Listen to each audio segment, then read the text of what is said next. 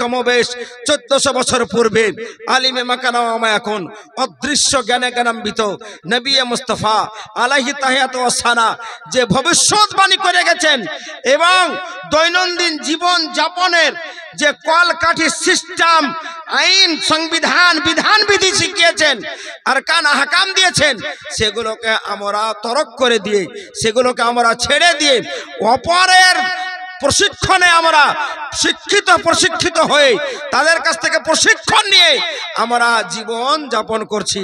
কোরআন বলছে ওয়ালা তাহিনু ওয়ালা তাহজানু ওয়ালা আনতুম ইন কুনতুম মুমিনিন, বলে শোনাও, বলে তোমরা চিন্তিত হও না, শান হারাবে না, মান হারাবে না, ক্ষমতা হারাবে না, পাওয়ার হারাবে না, সব কিছু ফিরে আসবে, আদালত রাজত্ব নেতৃত্ব তোমাদের কাছে ফিরে আসবে, সব কিছুই ফিরে পাবে, কিন্তু একটা শর্ত হচ্ছে ওয়ালা তাহিনু ওয়ালা তাহজানু ওয়া আনতুমুল আ'লাউনা ইন কুনতুম মুমিনিন, বলে চিন্তিত হও না, শর্ত হচ্ছে একটাই, তোমরা পূর্ণাঙ্গ মুমিন মুসলমান হয়ে যাও।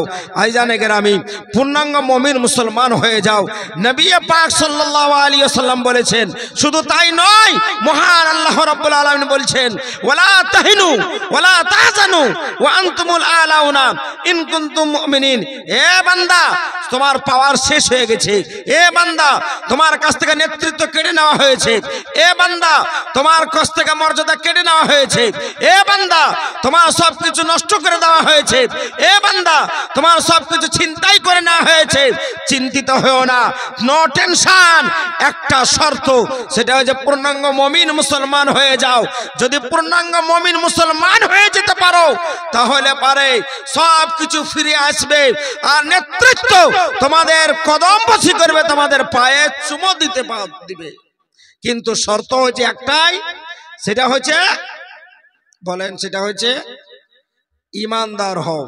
আজ ইমানের দুর্বলতা, আজ আমলের দুর্বলতা, আজ নামধারী আমরা মুসলমান, আজ নামধারী আমরা মুসলমান, নামধারী কালেমা গো মুসলমান, গোশত খাওয়া মুসলমান, আজকে আমরা বলে আমরা মোটা মাংস খাই, আমরা মুসলমান, এই পর্যন্তই মুসলমান, কিন্তু মুসলমানের করণীয় কি, মুসলমানের করতে কি হবে, মুসলমানের দৈনন্দিন জীবন যাপনের পদ্ধতি কি, মুসলমানের দৈনন্দিন জীবন যাপনের নিয়মাবলী কি, এগুলো আমাদের মধ্যে কালচার নেই। কথা ঠিক না ঠিক? আমাদের মধ্যে কালচার নেই। কিন্তু আপনি ইতিহাস যদি উল্টে দেখেন তাহলে অবশ্যই ইসলামী হিস্ট্রি এটা প্রমাণ করছে যে যারা মারদে মুমিন হয়েছে, পূর্ণাঙ্গ মুমিন মুসলমান হয়ে গেছে, তাদের কোনো চিন্তাও থাকে না, তাদের কোনো ভয়ও থাকে না, আর তাদের কাছে সব কিছুই পাওয়া যায়। আমার খাজা খাজগান গরিবে নওয়াজ মঈনুদ্দিন আজমির সঞ্জিরি রহমাতুল্লাহি তাআলা আলাই, যিনি আজমিরের সরজমিনে একই সময়ে একই টাইমে 90 লক্ষ মুসলিমকে কালেমা তাইয়্যিবা লা ইলাহা ইল্লাল্লাহ মুহাম্মাদুর রাসূলুল্লাহ পড়িয়ে মুসলমান বানিয়েছিলেন। তিনি এমন কি ছিলেন, মর্দে মুমিন ছিলেন, তিনি পূর্ণাঙ্গ মুমিন ছিলেন, যার ফলে সবকিছু তার কদমে আছে, আছে না নাই, সবকিছু। আজ আমার খাজা দরবারে শুধু যে মুসলমান যায় শুধু তাই নয়, হিন্দু বলেন, খ্রিস্টান বলেন, বুদ্ধ বলেন, জৈন বলেন, যায়, প্রত্যেক ধর্মের মানুষ তিনার দরবারে যায় এবং উপকৃত হয়। আর আমার খাজার দরবারটা এমনই দরবার যে ये दरबारे ख्वाजा है, यहाँ अपनों का क्या कहना, यहाँ से गैर भी खाली हाथ लोटा नहीं करते। আজিজানে গ্রামী, আমার খাজার দরবার এমন দরবার যে সেখানে শুধু যে মুসলমানদেরকে দেওয়া হয় তা নয়, বরং যে যায় তাকেই দেওয়া হয়। আয়োজনে গ্রামী, আমি অনুরোধ করব একটু আমলে আমাদেরকে চেক দিতে হবে, হবে না? হবে না? আমলে আমাদেরকে চেক দিতে হবে। আজ একটি ধর্মীয় সভার আয়োজন করা হয়েছে, আজ বড় দুঃখের বিষয়, এ ধর্মীয় সভাতে শ্রোতার সংখ্যা নেই, আজ ধর্মীয় সভাতে মানুষের উপস্থিতি নাই, গ্রামে মানুষ নেই। আপনারা কি কয়েকজন যিনারা আছেন এই কয়েকজন কি মানুষ এখানকার? আর মানুষ নেই, সব আছে, সব কিছুর জন্য কষ্ট করবে, নেকি উপার্জনের জন্য কষ্ট করার কোনো প্রয়োজন মনে করে না। কিন্তু আজিজানে গ্রামী, আপনাকে আমি বলি যে এ সভাটা ওই সভা, কসম খোদার, এ সভাতে যদি কোনো ব্যক্তি আসার পূর্বে জাহান্নামী হয়ে থাকে তো বাড়ি যাবার পূর্বে তার নামে জান্নাতি বলে ঘোষণা হয়ে যেতে পারে। সুবহানাল্লাহ। নারে তাকবীর, নারে রিসালাত, দ্বীন ইসলাম, নারে তাকবীর। হাদিস শরীফে এসেছে ফারিস্তাগণ, এখানে অনেক ফারিস্তা আছে, ফারিস্তাগণের কাজটা দেখুন। এখানে এই সভায় উপস্থিতির ফজিলতটা দেখুন। আর এই সভাতে আরেকটি কথা আছে, কবি বলেছে মেহবুব কি महफिल को महबूब ही सजाते हैं, आते हैं वही जिनको सरकार बुलाते हैं। आई जाने ग्रामी। और जहां जिक्र खुदा होता है वहां खुद खुदा करीब होता है, और इस महफिल में बैठने वाला खुश नसीब होता है। ये महफिले सौभाग्यवान যারা হয় তারাই উপস্থিত হতে পারে। আপনাকে আমি বুঝিয়ে দিচ্ছি হাদিসের আলোকে। হাদিসটি একটি সভায় প্রকাশ আমি বর্ণনা করেছিলাম। এক ওয়াহাবি দেওবন্দি বলছে জাল হাদিস। আমি বললাম যে তোমার গোষ্ঠী সহ আমি চ্যালেঞ্জ করলাম, যদি সকাল কিয়ামত পর্যন্ত জাল কি জয়ব যদি প্রমাণ করে দিতে পারো তাহলে আমরা যারা আছি সবাই তোমাদের দলের অন্তর্ভুক্ত হয়ে যাবে। আর এমনি মিথ্যা কথা বলে মানুষকে ধোঁকা দিয়ে মানুষকে পথভ্রষ্ট করার চেষ্টা করিও না। আজ বর্তমান সময় মিডিয়ার যুগ, সোশ্যাল মিডিয়ার মাধ্যমে মানুষ কিছু আছে গুগলি মৌলবি হয়ে আছে, হয়নি? হ্যাঁ, গুগল ভাইয়ের ভাইরে মৌলবি হয়ে আছে, গুগলি মৌলবি যাকে বলি আমরা। কিছু মানুষ ফেসবুক আলা মৌলবি হয়ে আছে, ফেসবুকের মাধ্যমে ওয়াজ শুনছি, ফেসবুকের মাধ্যমে হ্যাঁ বক্তব্য শুনছে, ইউটিউবের মাধ্যমে বক্তব্য শুনছে। এ সুন্নি মুসলমান, আপনাকে আমি বলি, আপনাকে আমি ওয়াজ শুনতে ফেসবুকে বারণ করছি না, আপনাকে আমি ইউটিউবে আমি বক্তব্য শুনতে বারণ করছি না, কিন্তু চিনে ওয়াজ শুনুন, জেনে ওয়াজ শুনুন বক্তাটা কোন ক্যাটাগরির বক্তা। হ্যাঁ, শুধু ওর চেহারা দেখিয়েন না, শুধু ওর দাড়ি দেখিয়েন না, শুধু ওর সাজুকুজু দেখিয়েন না, শুধু ওর কণ্ঠস্বর দেখিয়েন না, বরং দেখেন যে ই কোন জামাতের, কোন দলের, কোন ফেরকার আলেম, কোন ফেরকার মৌলবি। এর ওয়াজ শোনা শরীয়তে জায়েজ আছে না না জায়েজ আছে, নচেত আপনার ঈমান নষ্ট হয়ে যাবে। এমনভাবে নষ্ট হবে, এমনভাবে নষ্ট হবে যে আপনি অনুভব পর্যন্ত করতে পারবেন না। নেকির আশায় বসে বসে বক্তব্য শুনবেন আর সুন্দরভাবে আপনার বাম সাইড দিয়ে আপনার ঈমান আপনার ভিতর থেকে বেরিয়ে যাবে, আপনি অনুভব পর্যন্ত করতে পারবেন না। এমন এমন কথা বলবে যে আপনি ধোঁকায় পড়ে যাবেন, আপনি ভাবতে বাধ্য হবেন যে কথাগুলো মনে হয় সঠিক বলছি। যেমন কিছুদিন আগে একটা কথা ভাইরাল হয়েছিল, শুনেছেন মনে হয়। হ্যাঁ, এক আহলে হাদিসের মৌলবি বলেছিল কি জানেন, বলেছিল যে মসজিদে শবে বারাতের রাত্রিতে মসজিদে গিয়ে ভিড় না করে, মসজিদে গিয়ে সময় পাস না করে, মসজিদে গিয়ে ইবাদত না করে বেশ্যাখানায় পতিতালয়ে গিয়ে রাত্রি যাপন করা অতি উত্তম। জোরে বলেন নাউজুবিল্লাহ মিন যালিক। আপনি ভাববেন এবার যে মৌলবি তো, দাড়িওয়ালা তো, টুপিওয়ালা তো, পাগড়িওয়ালা তো, বক্তা তো, ই তো ভালোই বলছে, ঠিকই বলছে, তাহলে মনে হয় শবে বারাতের রাত্রিতে ইবাদত করা যাবে না, শবে বারাতের রাত্রিতে কোরআন তিলাওয়াত করা যাবে না, শবে বারাতের রাত্রিতে হালুয়া খাওয়া যাবে না, শবে বারাতের রাত্রিতে কোনো রকমের সওয়াবের আশাতে ইবাদত বন্দেগি করা যাবে না, শবে বারাতের রাত্রিতে মিলাদ মাহফিল করা যাবে না। যখন ওই বক্তার কথাটা শুনবেন আপনি, তখন আপনি বলবেন না, ভাববেন না, ভাবতে বাধ্য হবেন। এইবার যদি আপনার কাছে কুস্তি পাথর না থাকে, কোনটা তামা, কোনটা সিটি গোল্ড আর কোনটা সোনা, যদি সেই আপনাকে পরীক্ষা করার জন্য, নিরীক্ষা করার জন্য সেই ক্ষমতা যদি না থাকে, তাহলে আপনি ভাবতে বাধ্য হবেন। সকালবেলায় গিয়ে ইমাম সাহেব মাওলানা শামীম সাহেবের কাছে গিয়ে বলবেন যে এই কথাটা বলেছে, এই কথা মনে হয় ঠিকই বলেছে নাকি গো, কথা ঠিক বলছি না ভাই, ঠিক বলছি। এই জন্য বর্তমান সময়ে কিছু মৌলবি আছে আহলে হাদিস, ওয়াহাবি, ফারাজি, তাবলিগি, মাযহাবি, এদের বক্তব্য তো বক্তব্য, এদের চেহারা দেখা পর্যন্ত গুনাহ হবে। নাম বলছে, মনে রাখেন, 1 নম্বর মিজানুর রহমান আজহারি বলেছে কি জানেন, বলেছে যে নিশা করি আলিয়ে মুর্তজা নামাজ পড়েছে, জোরে বলুন নাউজুবিল্লাহি মিন জালিক। এর কথা মানা যাবে? মুমতাজুল ইসলাম তো মানে এত বলা বলছে, আপনারা তো শুনছেন, এত বলা বলছে যে এগুলো সবই শিরক ও বেদাত, ওরা এগুলো মুখস্থ করে আছে। আর একটা পেট ভাঁড় আছে, বুঝতে পারছেন? ওই আমরা 2 এর বই 1 এর বই দেখেছিলাম না, পেট মাদারি, বিশাল বড় পেট, আর সামনে অনেক কিছু খাবার নিয়ে বসে আছে, ইয়াসিন ভাঁড়, পেট মোটা। ইয়ে আবার বলছে নবীকে সালাম দেওয়া যাবে না, বলে ইয়াসিন তো ইয়াসিন, ইয়াসিনের 14 গোষ্ঠী পর্যন্ত সকাল কিয়ামত পর্যন্ত, একদিন 2 দিন বছর 2 বছর সময় নয়, ইয়াসিনকে সকাল কিয়ামত পর্যন্ত সময় দেওয়া হলো যে এরা 7 গোষ্ঠী মিলে 14 গোষ্ঠী মিলে ইয়া নবী সালাম আলাইকা না জায়েজ ও হারাম প্রমাণ করতে পারবে, যেটা আমরা বলি। আর বলছে ইয়া নবী বলা যাবে না। এবার আপনি সাধারণ মানুষ, আপনি ভাবেন যে ঠিকই বলছি, কি কথা ঠিক না বেঠিক? এজন্য আমি অনুরোধ করব যে আপনারা খবরদার খবরদার এদের বক্তব্য শুনবেন। কারা কারা শুনবেন হাত উঠান দেখি। মানে কেউ শুনবেন না, আলহামদুলিল্লাহ। এদের বক্তব্য আপনি খবরদার শুনবেন না। এবার আমি বলি, এখানে আমরা বসে আছি, আমরা এখানে বসে বসে সুবহানাল্লাহ বলবো, কোরআন ও হাদিসের আমরা বাণী শুনবো, কোরআনের আয়াত শুনবো। কোরআনের একটি অক্ষর পড়লে এবং মুহাব্বত সহকারে শুনলে 10টি নেকি পাওয়া যায়। কয়টি নেকি পাওয়া যায়? কয়টি বললাম? নবী পাক সাল্লাল্লাহু আলাইহি সাল্লাম বলেন, নবী আমার বলেন, কি বলেন? যে কোরআনের একটি অক্ষর পাঠ করলে 10টি নেকি পাওয়া যায়। কয়টি? 10টি নেকি পাওয়া যায়।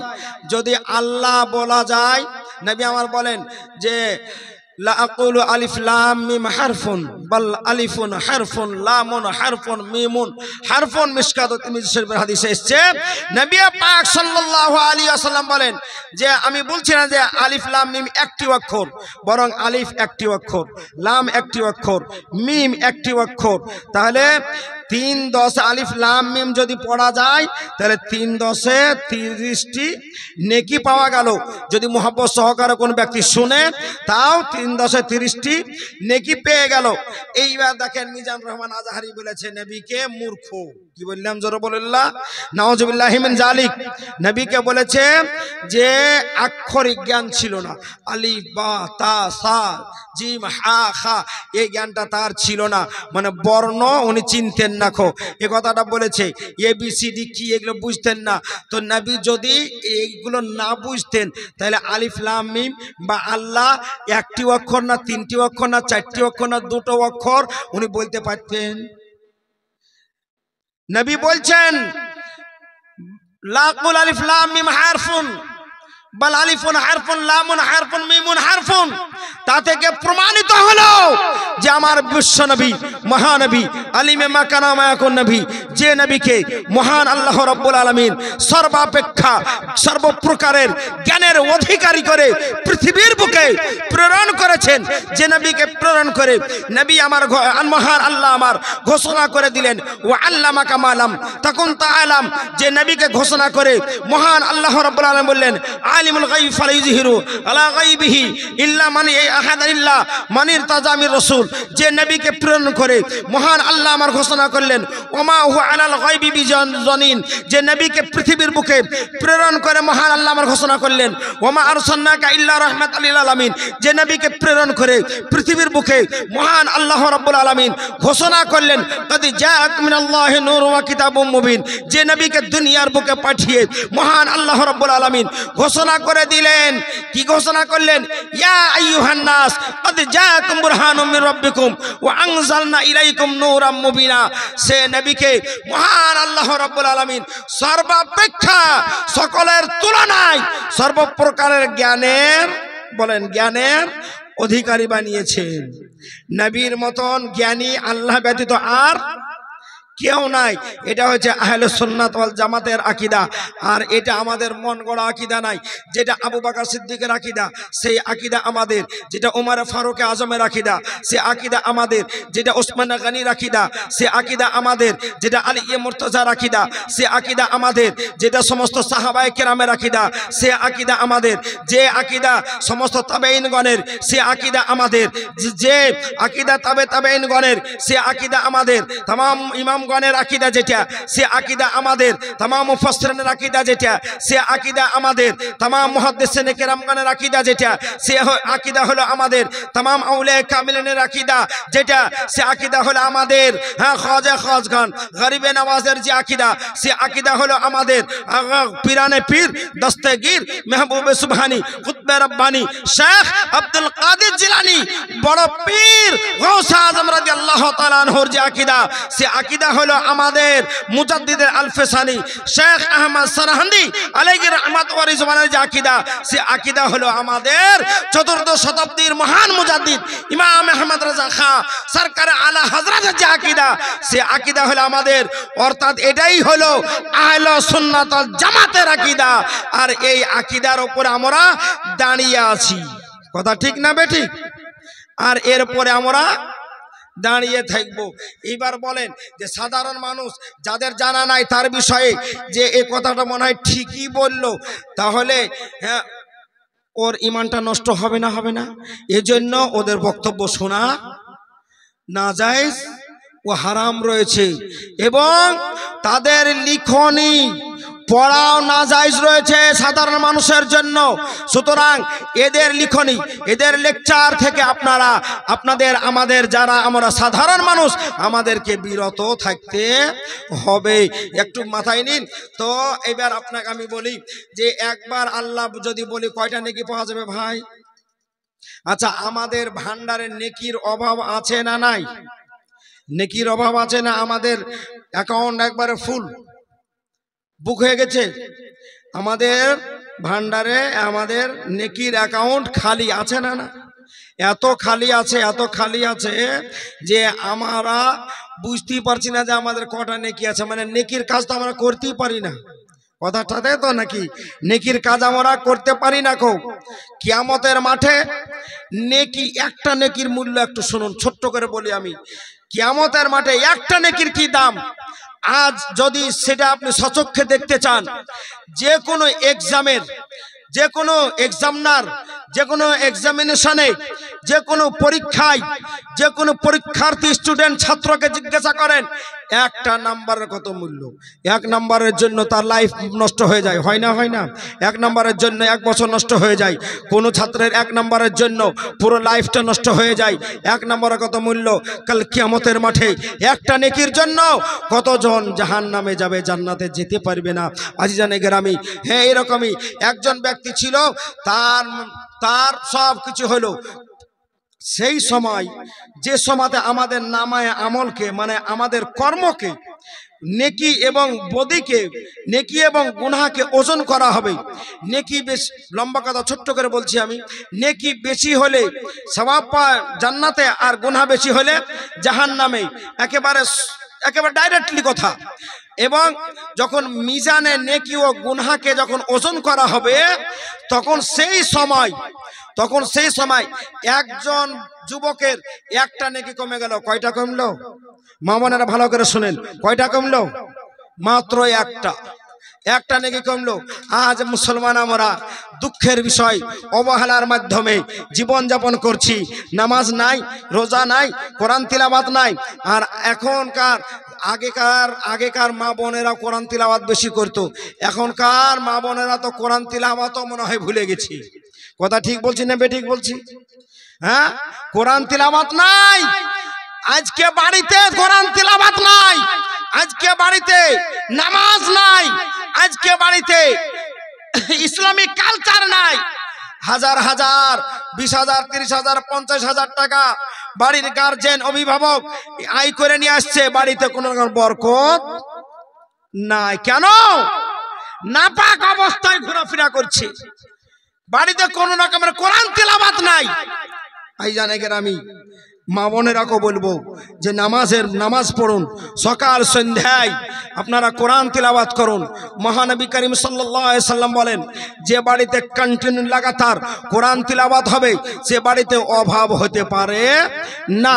আর যে বাড়িতে মহিলাগণ মাগরিবের নামাজের পরে সূরা ওয়াকিয়া, যেটা 27 পারায় সূরা রহমানের পরে আছে, সেই সূরাটি কন্টিনিউ নিয়মিতভাবে যে বাড়ির মহিলাগণ তিলাওয়াত করবে সে বাড়িতে রুজির অভাব হবে না, সে বাড়িতে দারিদ্রতা আসতে পারে না। দুঃখের বিষয় আমাদের মধ্যে কোরআন তিলাওয়াত আস্তে আস্তে কি কথা ঠিক না বেঠিক? একটা নেকি আজ অবহেলার মাধ্যমে কাটিয়ে দিচ্ছি, একটা নেকি এক যুবকের কম হয়ে গেছে। আল্লাহ বললেন, এই বান্দা রে, তোর তো নেকি বেশি না, মাত্র একটা নেকি কমেছে। তো একটা নেকির জন্য তুই জাহান্নামে যাচ্ছিস, তো যা আজকে হাসরের মাঠে সবাইকে পাবি, তোর মা বাপ ভাই বোন আত্মীয় স্বজন, তোর স্ত্রী, তোর ছেলে মেয়ে, খুব লম্বা কথা ছোট্ট করে বলছি আমি, হ্যাঁ সবাইকে পাবি। তো জানা একটু কারো কাছ থেকে একটা নেকি সন্ধান করে নিয়ে আই। তখন ও বলবে, আল্লাহ গো তুমি এই সুযোগটা আমাকে দিলে, আমার জন্য অফারটা তুমি দিলে, তো আল্লাহ তোমার বড় দয়া।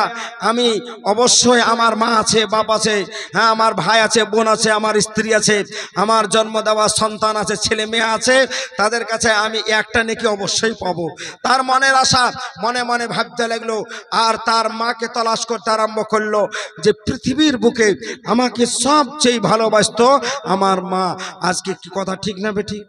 আপনাকে পৃথিবীর বুকে বিনা স্বার্থে যদি কেউ বেশি ভালোবাসে, বিনা স্বার্থে যদি কেউ তার জীবনকে আপনার জন্য কুরবান করে দিতে পারে, তাহলে সেটা হলো আপনার গর্ভধারিণী, সেটা হলো আপনার মা। বিনা স্বার্থে আপনাকে ভালোবাসে, আপনার কাছ থেকে কোনো তার স্বার্থ পুরা করতে চাই না কো। আজিজানে গ্রামী সে মনে মনে ভাবছে, মা আমাকে দুনিয়ার বুকে সবচেয়ে বেশি ভালোবাসতো, তাহলে আজকে সেই মাকে যদি খুঁজে পেয়ে যায় তাহলে আমাকে মা নিরাশ করবে না, মা অবশ্যই আমাকে নেকি দিয়ে দিবে। খুঁজতে আরম্ভ করলো মাকে, হ্যাঁ মাকে খুঁজে পেয়ে গেল। মা কাছে গিয়ে বলছে, মায়ের কাছে গিয়ে বলে, মা গো এই দেখো তুমি দুনিয়ার বুকে তুমি আমাকে কত ভালোবাসতে। মা বলে, মা তুমি নিজে কষ্ট করে তুমি আমাকে শান্তি দিয়েছো, সুখ দিয়েছো, তুমি নিজে না খেয়ে আমাকে খাইয়েছো, আমি কষ্ট পেয়েছি, আমার শরীরে আঘাত লেগেছে, তুমি কষ্ট পেয়েছো। মা তোমার সেই কলেজার টুকরা সন্তান বেশি নয়, একটা নেকির জন্য জাহান্নামে চলে যাবে, মা দয়া করে একটা নেকি দিয়ে দাও, একটা নেকি দাও মা দয়া করে। মা বলবে, বেটা ইজাহাবু ইলা গায়রি, ইজাহাবু ইলা গায়রি, অন্য কারো কাছে যাও, নাফসি নাফসি, আমার তো হিসাব হয়নি, আমার কি হবে আমি বলতে পারবো না, অন্য কারো কাছে যাও।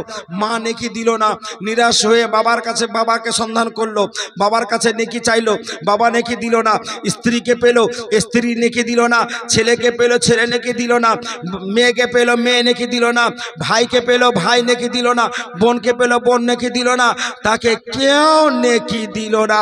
আজ যার জন্য ছুটাছুটি, আজ যার জন্য দৌড়াদৌড়ি, আজ যার জন্য আমরা এত অবহেলার মাধ্যমে আল্লাহ রসুলকে ভুলেছি, আজ যার জন্য আজকে আমরা এত অবহেলার মাধ্যমে জীবনযাপন করছি, আজ যার জন্য আমরা শয়তানের বেড়া জালে আবদ্ধ হয়ে জীবনযাপন করছি, সেটা হচ্ছে একটাই, অর্থের পিছনে ছুটাছুটি। আর পৃথিবীর বুকে মূল তিনটি কারণ, এই তিনটি কারণে সব কিছু হয়। জার, জান, জমিন। যার অর্থ জান নারী, আর জমিন মানে জমি। তিনটি কারণে মারামারি, তিনটি কারণে কাটাকাটি, তিনটি কারণে বিশৃঙ্খলা, তিনটি কারণে ছুটাছুটি, তিনটি কারণে বেনামাজি হওয়া, তিনটি কারণে বেরোজগার হওয়া। এই তিনটি কারণেই আজ মানুষ ধর্ম থেকে দূরে সরে যাচ্ছে। কথা ঠিক না বেঠিক? আইজানে গ্রামী সেই দিন কেউ নেকি দিল না, নেকি অন্য জায়গা থেকে দিল। যাই হোক, আমি ও পাটা আমি বলছি না খো, ওদিকে আমি যাব না খো। আমি বলতে চাইছি একটা নেকি কমলো, মাত্র অনলি কয়টা? একটা নেকি। মা দিল না, বাপ দিল না, ভাই দিল না, বোন দিল না, স্ত্রী দিল না, ছেলে মেয়ে কেউ দিল না তাকে। তাহলে আজ যে আমরা অবহেলার মাধ্যমে জীবনযাপন করছি, তাহলে কত বড় মস্ত ভুল করছি না, করছি না, কত বড় ভুল করছি। তো আইজানে গ্রামী আজকাল আর একটা বিষয়, যে তাহলে আমি কি বলছিলাম, যে যদি কোরআনের একটি অক্ষর পড়া যায় তাহলে 10টি নেকি পাওয়া যাবে, যদি শোনা যায় তাও 10টি নেকি পাওয়া যাবে। আচ্ছা বলেন তো ভাই, একবার যদি মোহাব্বত মহব্বতে আল্লাহ বলে ডাকি, আমরা তো আল্লাহকে আল্লাহ বলে ডাকি না, তো আল্লাহ বলে কয়টি নেকি পাওয়া যাবে বলেন তো দেখি। যদি একবার আল্লাহ বলি তো কটা নেকি পাবো? আপনারা বলেন না, কটা নেকি পাবো গো? 30টি নয়, একবার আল্লাহ বললে 40টি নেকি পাবো। কয়বার?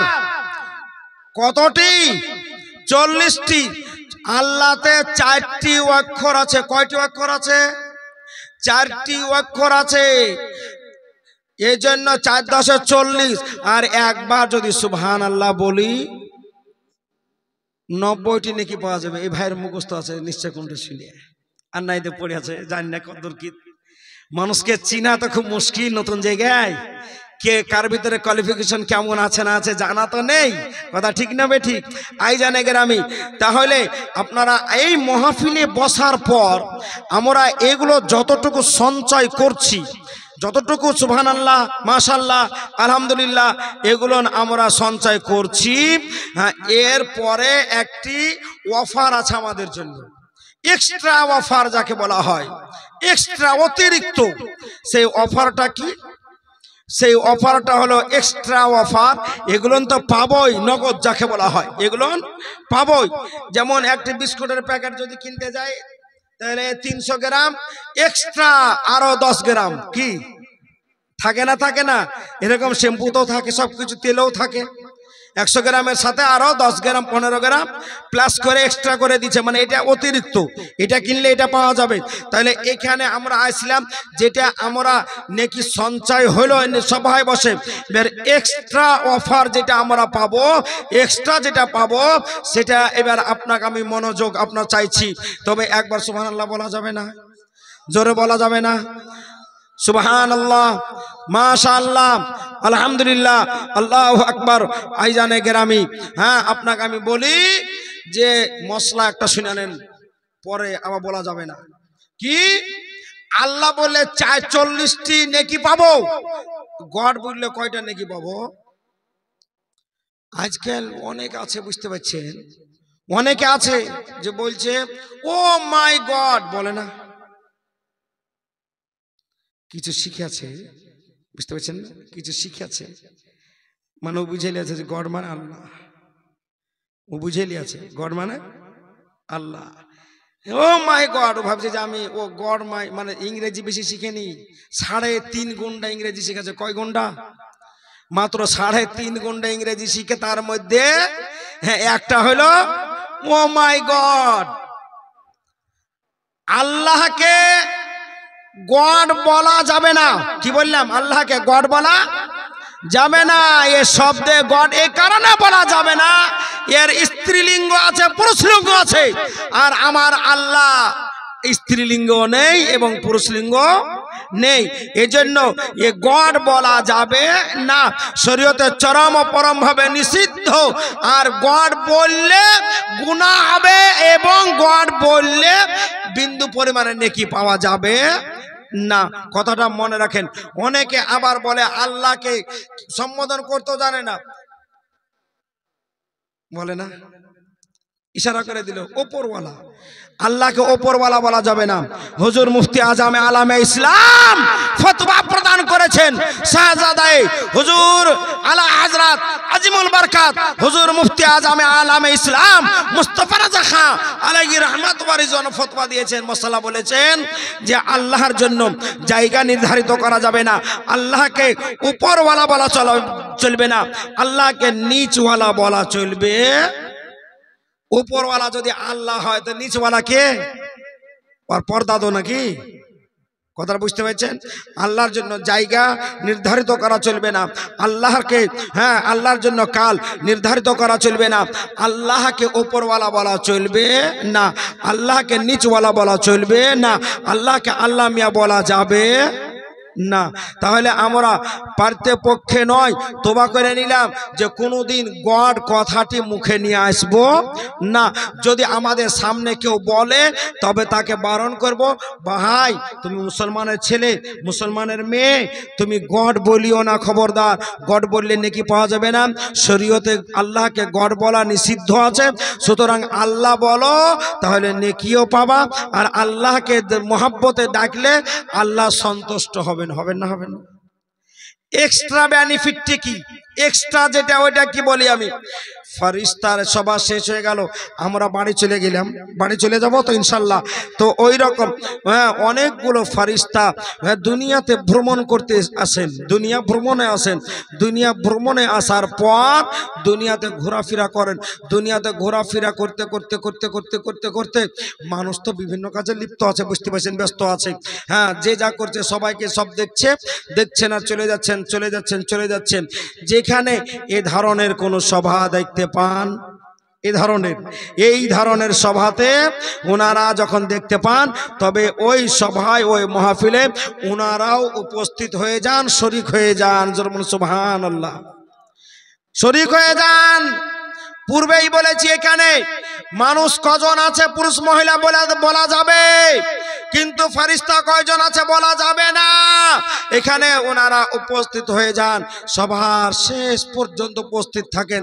আমরা আপন বাসস্থানে গেলাম, আর ফেরেশতারা আপন গন্তব্য স্থানে গেলেন, আল্লাহর দরবারে গেলেন। আল্লাহ জিজ্ঞাসিত হবে, বলে এই ফারিস্তারে তোমরা কোথায় গিয়েছিলে বলো তো শুনি। আল্লাহ আমার জানেন না? জানেন না? হ্যাঁ, আল্লাহ আমার জানেন না? আল্লাহ আমার জানেন, অবশ্যই জানেন। জানার পরেও জিজ্ঞাসা করছেন, তাহলে কোনো কারণ, তাহলে কোনো কারণ অবশ্যই আছে। হ্যাঁ, যে কোনো প্রাইমারি স্কুলে বাচ্চাদেরকে পড়া হয়, মাস্টার যে হয় পড়ায়, বোর্ডে লিখলো আ প্লাস ম, কি হলো? বাচ্চাদেরকে বলে না যে কি হলো ভাই, ভাই বাবু বলো তো, অমুক বলতো কি হলো। তার মানে জিজ্ঞাসা করছে, তার মানে মাস্টার জানে না।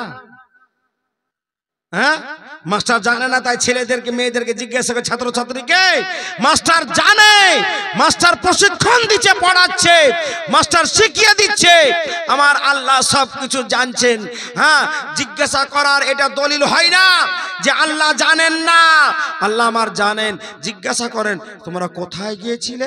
ফারিস্তারা উত্তর দেন, আল্লাহ দুনিয়া ভ্রমণে গিয়েছিলাম, দুনিয়া ভ্রমণ করলাম। বলে আমার বান্দা বান্দীদেরকে কি অবস্থায় দেখে এসেছো?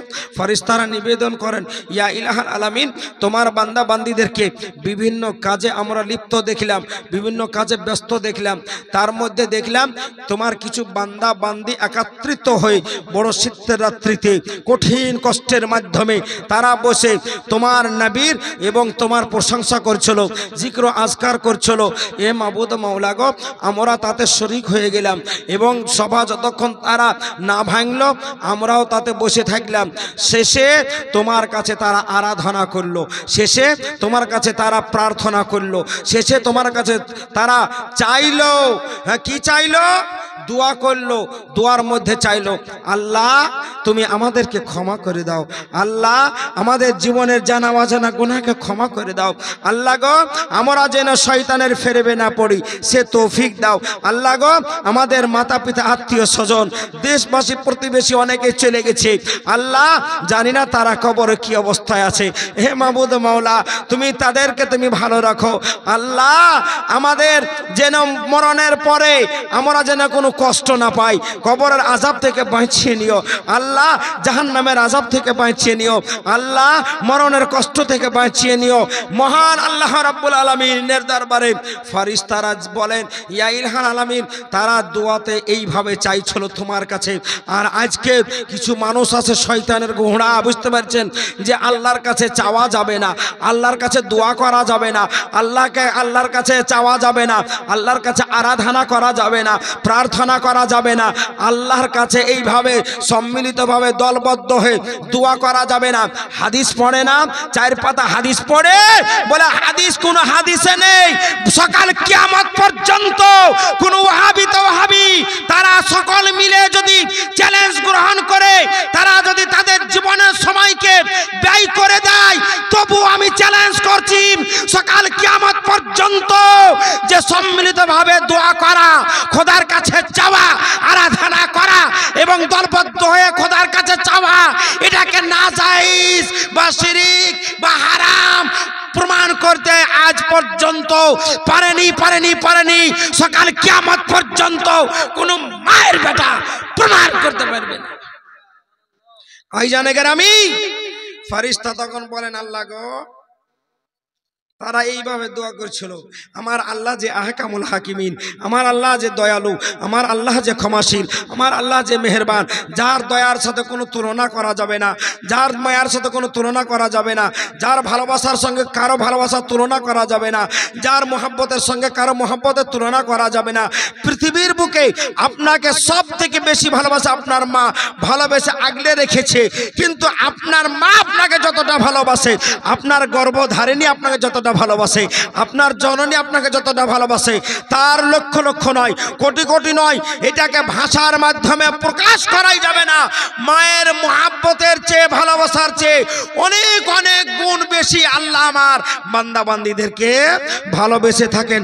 আজিজানে গ্রামী, এইবার আপনাকে আমি বলি যে মহান আল্লাহ রাব্বুল আলামিন যে দয়ালু, মহান আল্লাহ যে ক্ষমাশীল, যার নাম সত্তার, যার নাম গফফার, যার নাম রহিম, যার নাম করিম, যার নাম রহমান, যিনি দয়ালু, যিনি ক্ষমাশীল, যিনি মেহেরবান, আমার আল্লাহ বলেন, ফেরেশতারে বলে শোনো শোনো, বলে কবরের আযাব থেকে মুক্তি চাইছিল, বলে তারা কি কবরের আযাব দেখেছে?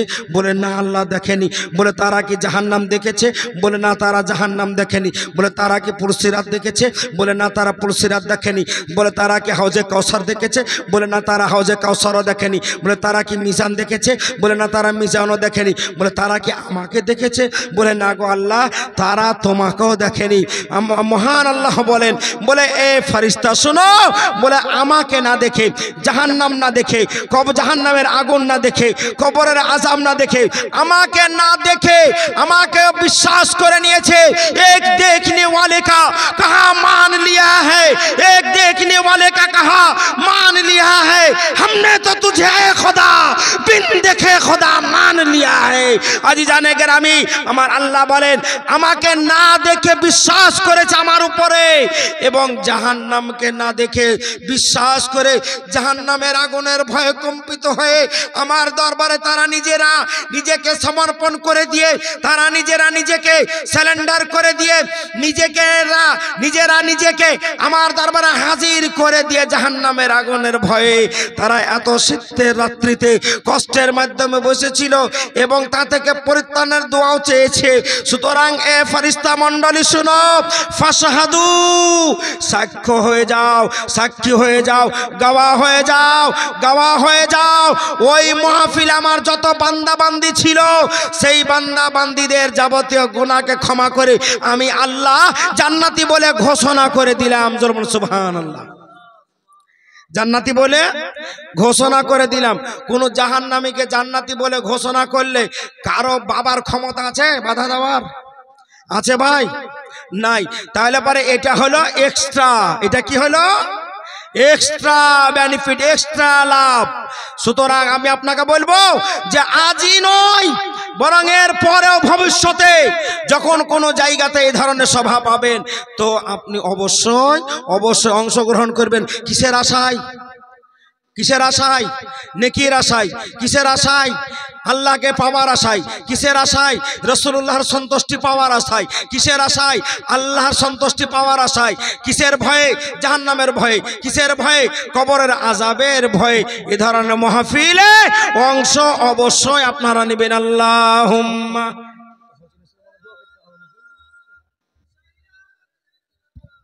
মাওলানা মুহাম্মদ ওয়ালা আলি সাইয়্যিদিনা মাওলানা মুহাম্মদ সাল্লাল্লাহু আলা মুহাম্মাদিন সাল্লাল্লাহু আলা মুহাম্মদ হরদম জবান পাক নামে।